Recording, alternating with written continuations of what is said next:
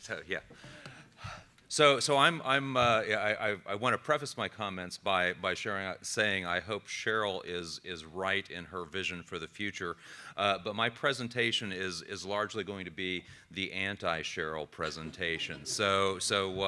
And you know kind of you know bringing you know what commercial vehicle reality is, which is total cost of ownership, which is the determinant for a successful business. So you know, you can't have green ideals in a marketplace where no one else does, because you will soon find yourself not in business. So that's, and TCO, total cost of ownership again.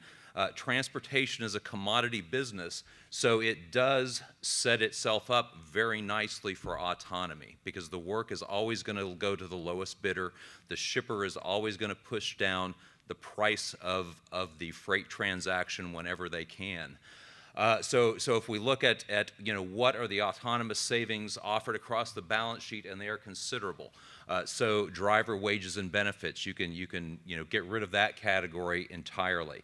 Improved fuel economy, because you don't have a driver driving the truck, you've got computers driving the truck. Allegedly, autonomy should provide safer vehicles, so that's going to reduce insurance premiums and liability costs. And you know, finally, with autonomy, you should be able to increase your utilization, especially in long-distance types of routes. This is a slide from the American Transportation Research Institute, which is a division of the American Trucking Association, and so they're measuring operating costs within the trucking industry, so they're not actually you know trying to make a point here. But if you look, and this is heavy truck, so the American Trucking Association cares about heavy truck. There's no good corollary for medium duty truck, and Robert did ask me to look and drive my comments towards urban applications. But drivers' wages and benefits are over 40% of operating costs for heavy truck operators. We don't have that data for medium duty, but if we look at UPS and FedEx's quarterly operating statements, UPS is probably right around 60% of their operating costs go to labor, and FedEx is around 52% of their operating costs go to labor. So now there are you know there are pilots and there are heavy truck operators, but there's a lot of P&D guys in that marketplace. So where does autonomous work? It really works very well in selective niches and in over-the-road transportation. We think it works best in long-haul, high-density freight corridors. It works well in hub and spoke types of environments. And interestingly, I think you know the conversation yesterday was in you know largely around electrification. Electrification works very well, at least in our modeling, in medium-duty trucks where you've got return-to-base operations, short routes, slow operating speeds, and frequent stops. Where electrification doesn't work particularly well is in long haul, you know, at least until you build up infrastructure. And you think of, you know, a 500-mile truck would require somewhere between 1.3 and 1.5 megawatts of batteries. So you know, by the time you put all those batteries on your truck, you would literally be delivering a loaf of bread. You know, so a lot of the autonomous technologies are already starting to show up in Class 8 trucks, and my taxi driver yesterday was saying he had a friend who drives a truck, and his new truck has a lane keeping or lane departure warning system, and it drives his friend who drives the truck absolutely nuts. But adaptive cruise, automatic braking, lane departure, GPS-based communications for predictive shifting on the highways, maintenance telematics are already on heavy trucks. Interestingly, I looked at two of the spec build sheets on two of the biggest medium-duty truck manufacturers. None of these technologies are available on medium-duty trucks at this point. And part of it is they don't drive enough miles to generate the cost of spending the money for those technologies. So, turning to the urban piece of this is where the biggest savings is, that 50% savings is removing labor from the equation. So it's very hard to disintermediate labor in urban types of applications. So if I look at the medium duty market, so, call it classes 4 through 8 vehicles, or try that again, classes 4 through 7 vehicles,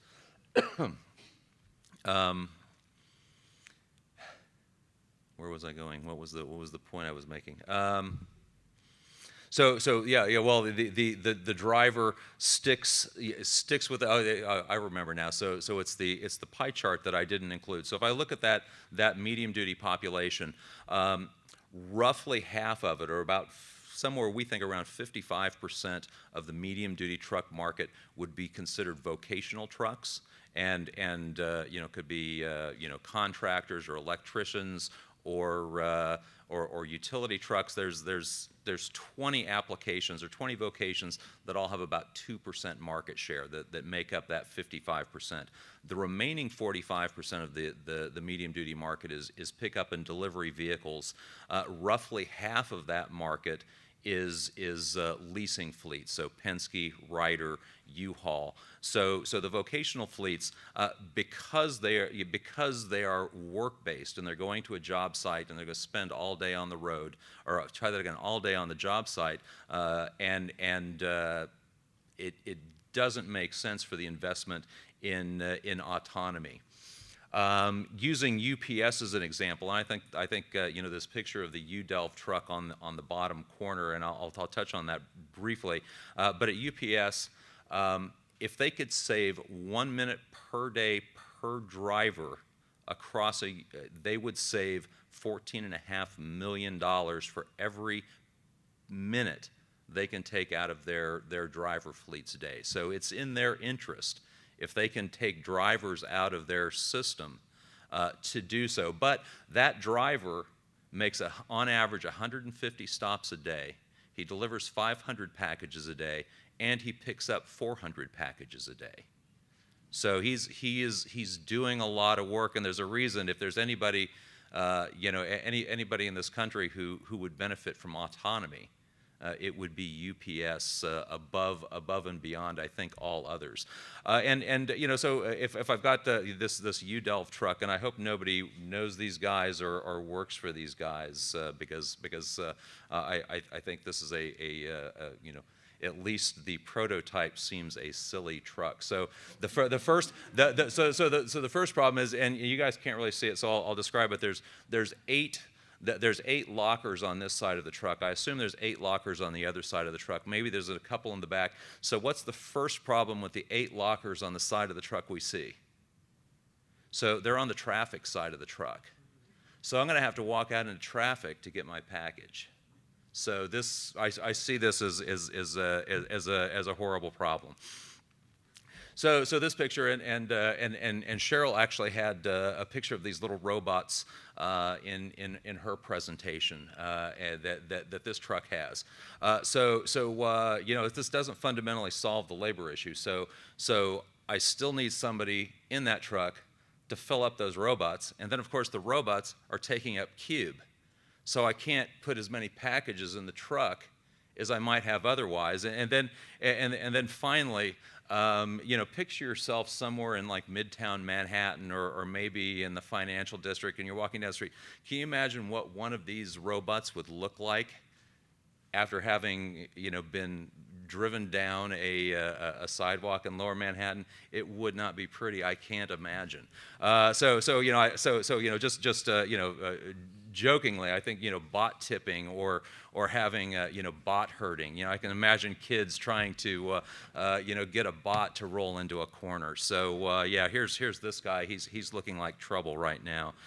So if he stands there, is that bot going to stay there all day long?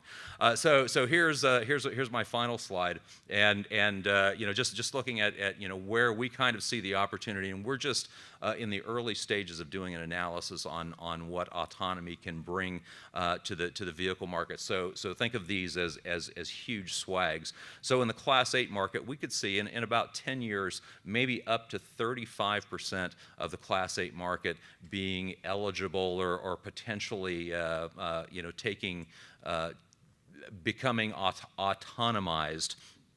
Again, long-haul truckload, less than truckload hub and spoke types of environments where it's not going to work. It's not going to work in vocational, and it's not going to work particularly well in retail distribution because you're going to still need somebody to deliver that retail. In the medium-duty truck market, we think maybe 10% in 10 years, but I do put a plus or minus 10% on both of these numbers. So it wouldn't surprise me in 10 years that that the medium-duty opportunity in autonomous would be closer to zero. And with that, I'll turn the stage back to Robert.